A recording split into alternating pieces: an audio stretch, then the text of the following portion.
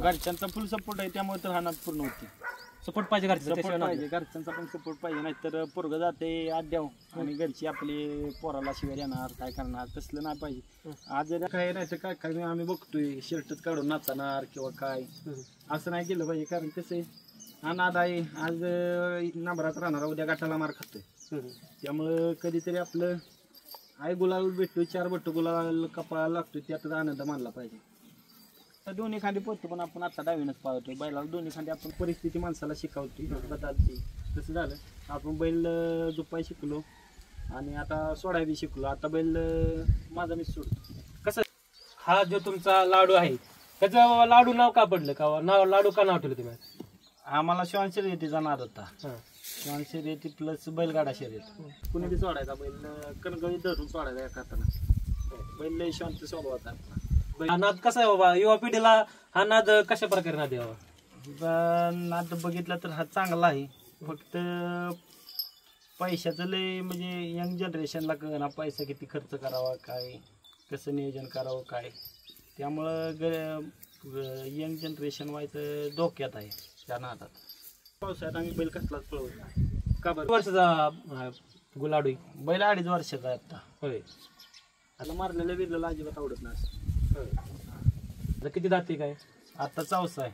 चौसा आहे का? हा. आता आला ना तो खुराक खातच नाही असं.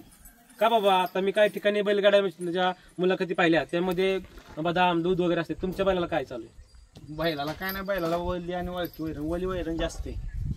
बैल बाकीची दुबेत जास्त पाचते रे. आपल्या बैलाला पाणी जास्त लागतं, पाणीला भेटतं बैल. पाण्यामुळं कसं होतं ताकद येते पाण्यानं. गाडीवरती कोण ड्रायव्हर असतो? ड्रायव्हर भरपूर असतात. कुठल्या कुठल्या मैदान गुलाबाचा मालकरी झाला तुम्ही? पहिला गुलाल आम्ही उंबरजच्या मैदानात 1 नंबर केला आम्ही. त्यानंतर अंगापूरला एकदा फायनलला राहिलो, तिथं फायनल झालं नाही.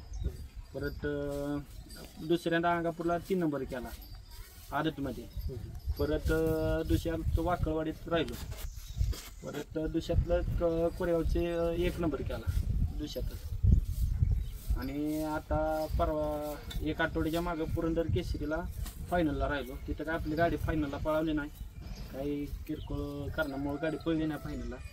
तिथं बी आपण वरच्या 1, 2, 3 नंबरात काय बी गेला असतं आपल्या गाडीला. आणि आता काल क्वार्टर फायनलला राहिलो आदत घेऊन. पहिल्यांदाच आपण आदत घेऊन पळलो. आता जो आपल्या ग्रुपमधले बालाजी ग्रुप चिंचनेर यांचा लय सपोर्ट आहे आपल्याला, की बाबा बैलाच्या वैरणीपासून की बाबा सगळं व्यायामापासून वैरणीपर्यंत सगळी ती पोरं करते. ऑलराऊंडर आहेच म्हणायचं, पण कसं आहे तेवढं नोकरी करायला सरकारी नोकरी पाहिजे. सरकारी नोकरीशिवाय मजा नाही. आपण आपल्या नशिबानं साथ दिल्या म्हणते ती 99% आपली मेहनत आणि 1% नशीब. आपण मेहनत 99% गेली, पण नशिबानं आपली साथ दिली नाही. नियोजन काय, तुम्ही फक्त तुमच्या बैलाची पाळण्याची क्षमता ओळखायची शिका. तुमचा बैल किती पळतोय काय पळतोय त्याच्यावरून तुम्ही ठरवा की आपल्याला पुढच्या आपल्याला कुठला बैल घालायचा. असं 2 मैदान केली, पण आपण आपलं असं नाहीच की मोठेपणा दाखवला नाही, कुठं कपडे काढा कुठं काय, तसलं काय नाही. आपलं 4 बट्ट गुलाल कपाळाला लागतं, हेच आपलं नशीब. त्याचाच आनंद आहे आपला. त्यातच आनंद आहे आपला. आणि महत्वाचं म्हणजे गरिबाची म्हणजे 2 नंबरातली बैल घेऊन आपण गुलालात राहतो. शर्यत चालू झाल्यापासून स्थिती वाईट वेगळी होती, पण आता संघटनेच्या नियमानुसार चांगलं आहे. बैलगाडी क्षेत्रात असं म्हणजे नवीन माणसं बी बैलगाडी क्षेत्रात व्हायला लागलीत. कारण नियमन अटी संघटनेनं भरपूर अशा चांगल्या रीते ठेवलेत की बाबा प्रत्येक गोरगरीब बैलगाडी मालकाला त्याचा न्याय मिळतोय. पहिले तसं होत नव्हतं. आता जेव्हा बैलगाडा संघटनेने नवीन नियम काढलेला आहे किंवा पट्टीच्या नियमामध्येच राहायचं, पट्टीच्या आतच राहायचं, त्यानंतरच झेंडा झाल्यानंतर पुढे जायचं, ते नियम कसा तुम्हाला काय वाटतं? नियम 1 नंबर आहे. फक्त सगळ्यांना तो नियम लागू आहे आता. तर त्यात गरीब कोण नाही, श्रीमंत कोण नाही. त्यामुळे ती एक भरपूर गोरगरीब माणशी बैल असे नावरूपाला यायला लागले.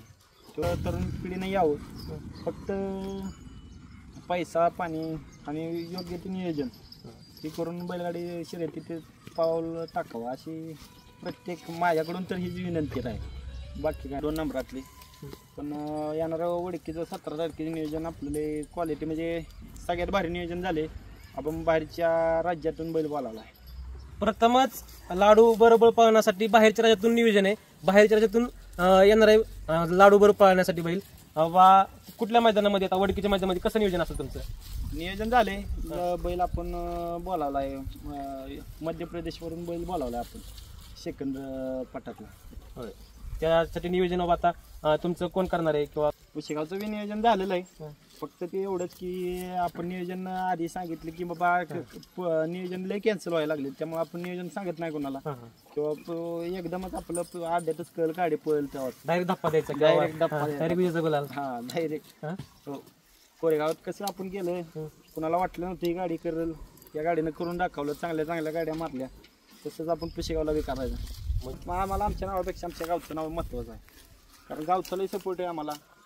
कुठं काही आजचा बैल अड्ड्यात गेला, आमचा गर्वानं फोन करून विचारतो बा आपला बैल किती वागातात आहे, आपला बैल काय कसा पळाला काय, त्यात आपल्याला आनंद आहे की बाबा आपले म्हणजे घरचे आपल्या सोबत आहे. बघा मग 2 वर्षात मी हिंद केसरी झालो. बैलांना काय कायची 2-3 पिढ्या गेल्या तरी त्यांना ते जमलं नाही हिंद केसरी व्हायला, ते आपण 2च वर्षात करून दाखवलं.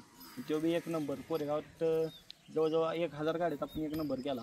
हो, हे तुम्ही कोरेगाव हिंद केसरी मैदानामध्ये झालेला आहे, त्यावेळी झाला त्यावेळी तुम्हाला आनंद कसा झाला? काय आनंद गगनात मावत नव्हता, कारण आनंद आशिर्वाद असो लय म्हणजे लय बेकार, आम्ही परिस्थिती लय बेकार होती आमची.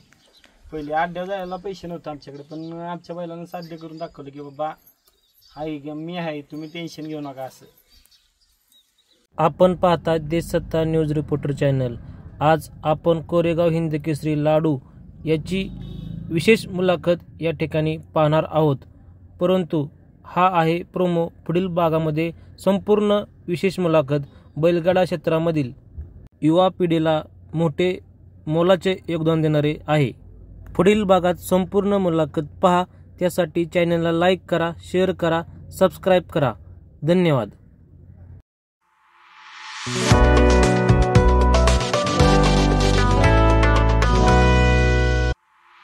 you